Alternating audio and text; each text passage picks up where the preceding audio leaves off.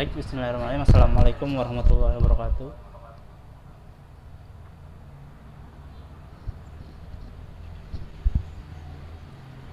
Ya, selamat pagi semuanya.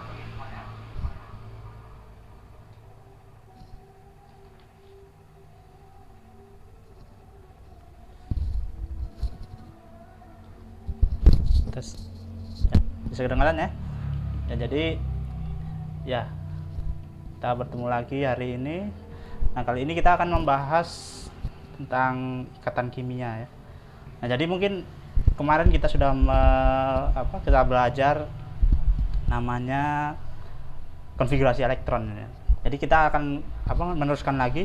Sebelumnya mungkin ada yang tahu apa sih ikatan kimia itu ya? Mungkin dari segi kestabilan atom itu ya. Kenapa? Karena di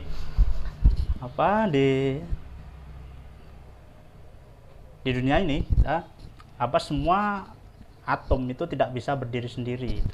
Nah, karena itulah nantinya yang akan kita bahas mengenai kestabilan atom, di mana semua atom itu nggak bisa berdiri sendiri. Dia akan memiliki kecenderungan untuk membentuk kestabilan, di mana dia nantinya akan berikatan. Nah, nantinya yang setelah atom-atom berikatan inilah kita bisa merasakannya, seperti udara juga oksigen itu dia tidak berdiri sendiri, dia membentuk suatu molekul di mana rumusnya adalah O2. Nah, nanti dari O2 ini bisa kita rasakan untuk kita hirup gitu. Nah, jadi mungkin sebelum masuk sana, Bapak share dulu video, mungkin bisa untuk perkuliahan kita pembelajaran kita hari ini.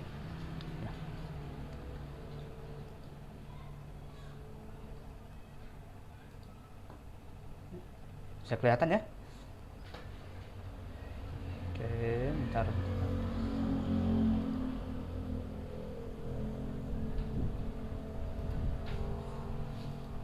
Oke.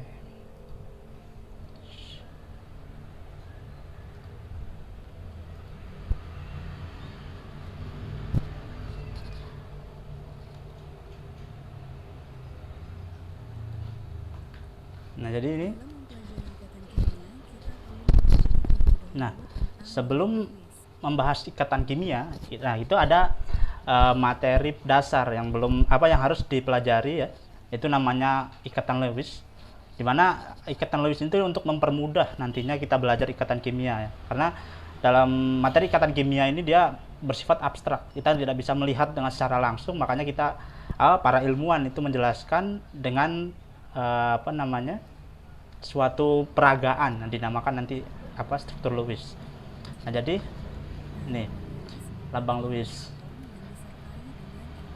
Nah, jadi kalau kemarin kita sudah membahas tentang konfigurasi elektron, nah disinilah kita dipakai konfigurasi elektron itu untuk sebagai lambang Lewis. Jadi lambang Lewis ini nantinya yang digunakan itu hanya elektron valensinya saja, atau elektron dari kulit terluarnya. Nanti untuk bisa merepresentasikan terkait struktur atom itu sendiri. Jadi mungkin langsung aja. Elektron valensi dalam lambang Lewis ini dapat dinyatakan dalam titik atau silang kecil yang digambarkan mengelilingi lambang atomnya. Contohnya, apabila ada suatu unsur yang dilambangkan dengan Z memiliki 8 elektron valensi, maka lambang Lewisnya digambarkan sebagai berikut: 8 elektron valensi. Nah, jadi gini. Misalkan ada suatu atom dengan lambang Z itu. Kita katakan sebagai Z itu. Dia memiliki 8 elektron valensi. Jadi elektron valensi atau elektron di terluarnya itu ada 8 elektron si atom Z-nya ini. Nah, kita lambangkan dengan elektron-elektron itu sebagai titik-titik atau tanda silang seperti ini. Nah, nantinya berarti karena 8 itu akan mengelilingi si atom Z-nya itu, di mana berpasangan dua-dua, dua di atas, dua di samping kanan kiri, dan dua lagi di bawah, atau sepasang. Jadi inilah yang nantinya untuk kita menjelaskan terkait ikatan kimianya itu dari sini dia nanti. Inilah yang disebut ikatan Lewis. Dan 8 elektron valensi ini ditulis secara berpasangan di sisi kanan, kiri, atas, dan bawah. Ini yang tadi Bapak sampaikan, yaitu terkait kestabilan atomnya. Jadi yang dinamakan kestabilan atom itu sebenarnya mengikuti asas pada gas mulia. Jadi ada suatu aturan di mana ketika elektron valensi dari suatu atom itu memiliki jumlah 8 atau sama dengan gas mulia, atau kita katakan sebagai senyawa-senyawa pada golongan 18 itu. Jadi misalnya ini kita contohkan sebagai neon atau Na, itu memiliki 8 elektron valensi. Ya bisa dilihat ya, ini 1 2 3 4 5 6 7 8. Nah, ini elektron valensinya ada 8, di mana 2 ini adalah yang elektron di kulit dalamnya, karena neon itu kan memiliki nomor atom 10, di mana 10 itu merepresentasikan proton dan elektronnya. Nah, jadi ketika atom dikatakan stabil itu biasanya mengikuti aturan yang dinamakan aturan oktet, atau memiliki elektron valensi berjumlah 8 seperti pada gas mulia itu. Nah, lanjutkan kita stabilan atom.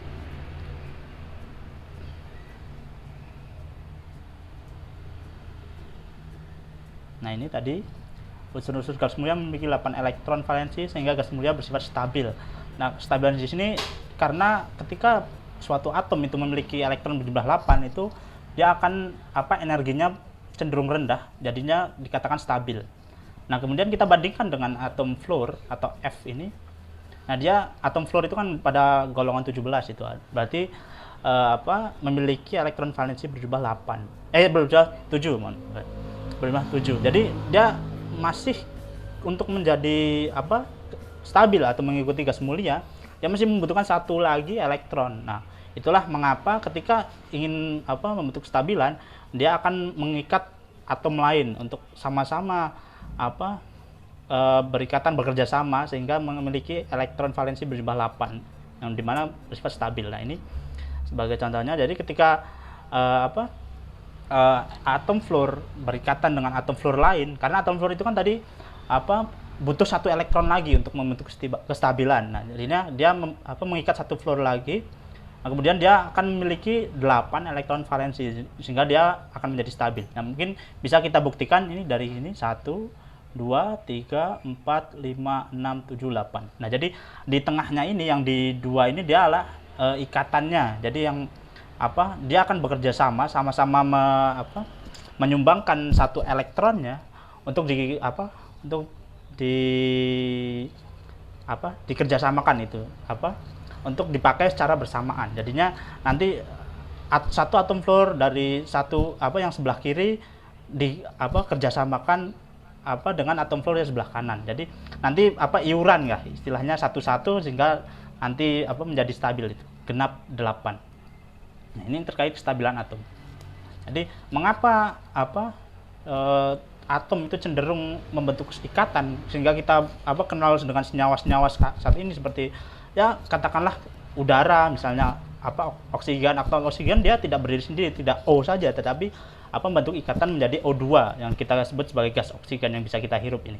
Ataupun misalnya kita plastik itu kan terdiri dari polimer. Nah, polimer ini adalah ikatan-ikatan dari rantai karbon yang sangat banyak. Nah, ini yang menjadikan karbon itu stabil itu nanti. Oke, kita lanjutkan saja. Nah, ini materi kita yang pertama adalah ikatan kovalen. Nah, secara prinsipnya ikatan itu dibagi menjadi 3. Itu ada ikatan kovalen, ada ikatan ion, kemudian ikatan logam. Itu secara umumnya. Nah, namun di ikatan kovalen sendiri itu masih dibagi lagi. Ada ikatan kovalen kovalen koordinasi, ada kovalen tunggal, ada kovalen rangkap 2, rangkap 3. Nah, itu. Jadi yang kita bahas hari ini cuma dua dasarnya, yaitu ikatan kovalen tunggal sama ikatan ion. Nah, apa yang membedakan antara dua ikatan ini? Nah, mari kita bahas setelah videonya. Nah, ini kita lambangkan dengan atom hidrogen. Atom hidrogen 1 dengan atom hidrogen 2. Jadi membentuk berikatan, membentuk kestabilan. Nah, ini terdapat suatu anomali ya. Jadi tadi kan saya sudah menjelaskan bahwa kalau suatu atom akan membentuk stabilan ketika elektron valensinya itu berjumlah 8 gitu. Tapi ada lagi satu aturan itu khusus untuk hanya 2 atom saja di sistem periodik unsur, yaitu hanya hidrogen sama helium. Nah, jadi hidrogen ini yang nantinya akan mengikuti helium atau kita sebut sebagai duplet atau maksimal 2 di elektron valensinya. Jadi kalau duplet ini atau 2 elektron valensi di paling terluarnya itu hanya berlaku untuk hidrogen sama helium. Itu saja. Lainnya 8 semua. Ya, baik. Kita lanjutkan. Nah, jadi ini membentuk kestabilan. Nah, satu elektron dari satu hidrogen berikatan dengan hidrogen lain sama-sama menyumbangkan 1, membegitu ikatan menjadi H2 itu atau gas hidrogen. Ini ada lagi satu contoh lagi sebagai ikatan atom klor atau Cl. Jadi satu elektron pada Cl diberikan atau disumbangkan ke Cl lain, bukan disumbangkan ini ya. Jadi iuran kita gunakan secara bersama-samaan antara Cl1 yang Cl yang 2. Jadi nantinya akan genap dia menjadi 8 elektron valensi sehingga menjadi stabil. Nah, jadi Cl, jadi tadi yang saya katakan sebagai lambang Lewis ini juga bisa tuliskan dengan ini Cl strip Cl. Nah, strip inilah yang dilambangkan sebagai ikatannya. Kalau ikatannya tunggal, maka stripnya cuma 1. Kalau misalnya nanti ikatannya rangkap 2 atau rangkap 3, makanya ada 2 atau 3 itu. Nah, inilah yang kita sebut sebagai ikatan kovalen tunggal. Jadi pada dasarnya ikatan kovalen itu adalah ikatan yang terjadi antara atom non logam dengan atom non logam lainnya. Nah, jadi cuma non logam dan non logam lainnya. Itulah ikatan ciri khas dari ikatan kovalen itu sendiri. Oke. Kita lanjutkan.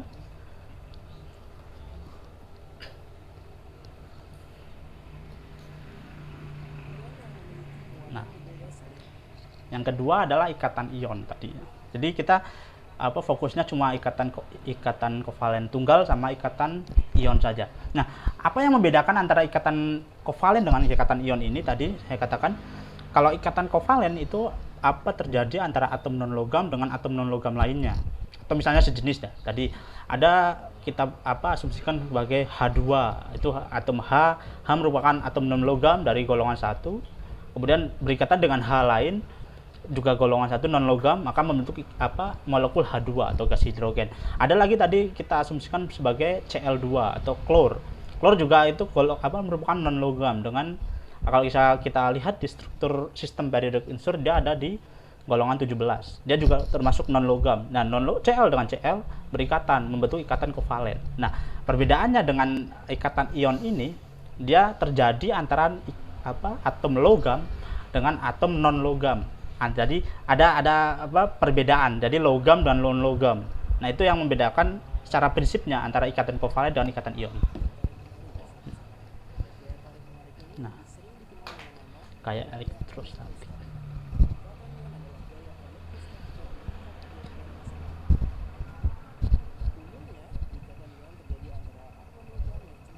Nah, ini yang barusan saya katakan, ikatan logam, atom logam dengan atom non logam. Nah, sebagai contoh sebagai natrium. Natrium itu ada di golongan 1. Itu dia merupakan logam, atom logam. Nah, ini Cl yang tadi non logam. Nah, jadi gini. Ini adalah suatu gambaran gitu. Kita mudahkan kalau kalau ikatan kovalen itu tadi kan dia sama-sama menyumbangkan untuk dipakai secara bersamaan. Nah, tapi berbeda dengan ikatan ion ini, di mana atom logamnya dia akan memberikan secara cuma-cuma kepada atom non logamnya. Jadi dia elektron yang satu ini dari Na ini dia akan dilepas kemudian diberikan secara cuma-cuma kepada Cl. Nah, karena atom Na ini kehilangan satu elektron, maka dia akan berubah menjadi ion ya atau kation. Ion yang bermuatan positif. Sedangkan Cl ini klor, dia karena memberikan satu elektron, dia tadinya 7 dapat 1. Jadinya kan berlebihan karena kalau elektron itu kan sudah kita ketahui bahwa dia muatannya kan negatif.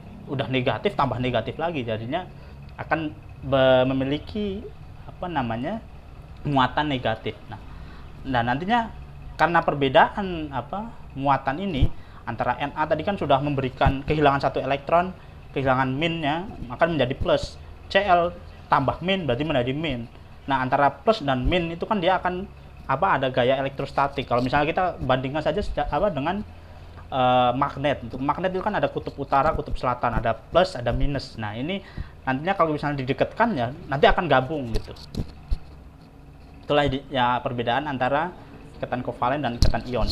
Jadi kalau kovalen dia dipakai secara bersamaan, kalau ikatan ion itu diberikan. Kemudian karena ada perbedaan gaya elektrostatik, maka dia menjadi berikatan gitu. Dia akan menyatu karena didekatkan, namanya plus dan minus akan menyatu. Misalnya ada orang kita katakannya, kalau misalnya masih normal itu kan antara cowok dan cewek pasti juga akan menyatu itu.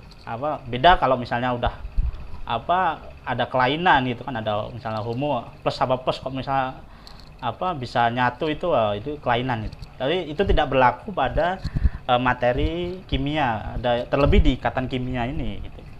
Kecuali nanti misal ada teori yang lebih lanjutnya lagi, kita akan belajar ada yang namanya ikatan logam. Itu logam itu kan positif, dia akan positif. Ada sesuatu yang membedakan, tapi kita belum mencapai sana lagi. Nah, mungkin sampai sini ada yang mau ditanyakan?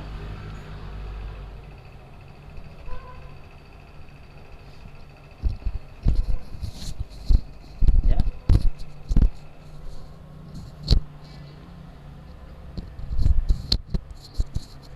Tidak ada? Jadi kalau misalnya tidak ada, nanti Bapak anggap bisa semua ya. Nanti kalau misalnya Bapak tanya satu-satu, kalau nggak bisa ya waduh, ini bahaya ini. Kalau misalnya tidak ada yang tanya, berarti Bapak anggap sudah paham semua. Oh iya Pak, paham gitu kan. Ya mungkin kita tunggu lagi mikir, ntar Pak belum paham yang ini atau ini stabilan, kita asumsikan lagi. Atau misal kita review ulang gitu ya videonya tanpa penjelasan Bapak, jadi murni video gitu misal.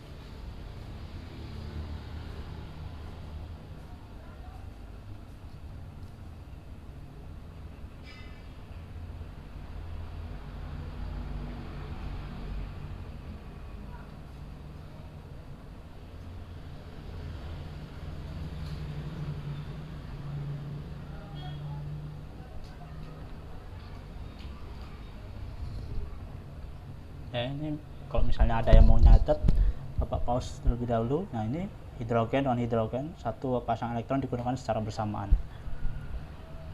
Dan kalau misalnya mau screenshot juga boleh. Lanjut. Ini contoh yang lain.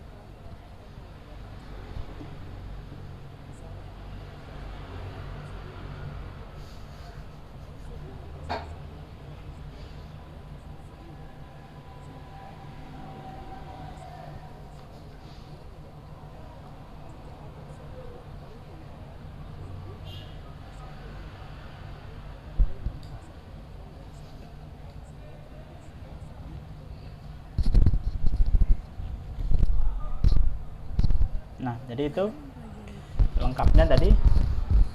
Ada yang mau ditanyakan nih? Ya, ya yang mau tanya. Kalau nggak ada berarti Bapak anggap sebagai udah paham semua itu ya. Jadi nanti kalau bisa kasih ujian harus benar semua ini ya. Nggak boleh ada yang salah karena nggak ada yang tanya, jadi udah paham semua. Kalau nggak ada berarti kalau begitu Bapak anggap sebagai selesai. Ya jadi itu materi kita hari ini yaitu terkait ikatan kimia. Tadi bahasan kita hanya ada dua secara umum ya. Ada ikatan kovalen dengan ikatan ion gitu ya. Jadi ikatan kovalen itu terjadi antara atom non logam dengan atom non logam. Kalau ikatan ion itu antara atom logam dengan atom non logam, itu karena ada perbedaan gaya elektrostatiknya. Ya mungkin cukup sekian perkuliahan pembelajaran hari ini ya. Jadi setelah ini Bapak akan kirimkan link tugas. Jadi ya, karena tadi tidak ada yang bertanya, jadi Bapak anggap sebagai udah bisa semua ya. Jadi harus benar semua ini. Ya. Habis ini Bapak kirimkan link tugasnya di lewat WhatsApp group ya di kelas kalian ya. Habis ini Bapak kirimkan ke sana dan kalian kerjakan, boleh buat PR. Jadi ini buat Bapak tugasnya buat PR ya. Jadi kalian nanti kerjakan, dikumpulkan sebelum hari kita pelajaran minggu depan harus sudah kumpul semua. Bapak akan cek terus di email, nanti kalau siapa yang belum nanti akan Bapak tegur deh nanti. Ya mungkin itu aja. Terima kasih. Assalamualaikum warahmatullahi wabarakatuh. Ya silakan live, boleh meninggalkan ya. Atau Bapak tutup.